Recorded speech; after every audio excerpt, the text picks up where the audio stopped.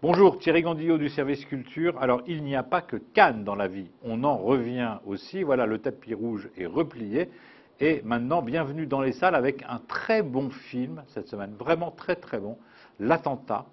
Donc c'est un film de Ziad Doueri, d'après le roman à succès, best-seller international de Yasmina Khadra. Je rappelle que Yasmina Khadra n'est pas une femme, mais un ancien colonel de l'armée algérienne qui a produit depuis une dizaine d'années, une quinzaine d'années maintenant chez Julia, nombre de bons romans. Celui-ci, c'est son meilleur roman. C'est une réussite, vraiment. On est pris, on est secoué. Bon, pourquoi? Parce que c'est une histoire qui est extrêmement symptomatique de ce qui se passe au Moyen-Orient depuis des années. Donc le héros principal, qui s'appelle Amin Jafari, c'est un chirurgien très célèbre en Israël, à Tel Aviv, et il est d'origine palestinienne. Il est vraiment reconnu, il est adulé dans son hôpital, il reçoit des prix très importants, c'est vraiment un personnage. Et puis un jour, coup de téléphone, on lui apprend que sa femme est morte dans un attentat suicide à Tel Aviv, dans un bar.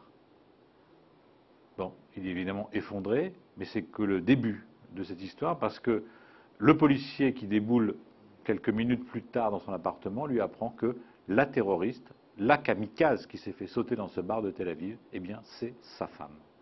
Il n'en revient pas, il ne comprend pas comment, pendant toutes ces années, sa femme, qui est d'abord d'origine chrétienne, s'est convertie à l'islam, et deux, comment elle a pu dissimuler cette volonté de se faire sauter dans un bar de Tel Aviv, d'être une kamikaze. Et donc, pour essayer de comprendre, il part pour Naplouse et va rencontrer la famille de sa femme. Et là, bon, à son hôpital là, en Israël, il est rejeté parce que tout le monde pense qu'il est complice de cette histoire.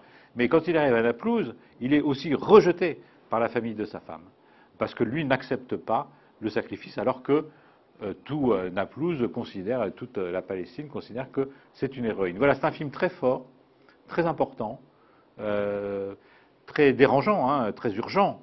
Et puis, alors, il faut savoir quand même une chose, c'est que le metteur en scène a eu beaucoup de mal à monter, évidemment, ce film, que ce film est boycotté au Liban, que ce film qui est financé à 60% par le Qatar, le Qatar a demandé qu'on retire son nom du générique. Voilà, l'Orient est compliqué, on le savait et on le prouve une fois encore. À la semaine prochaine.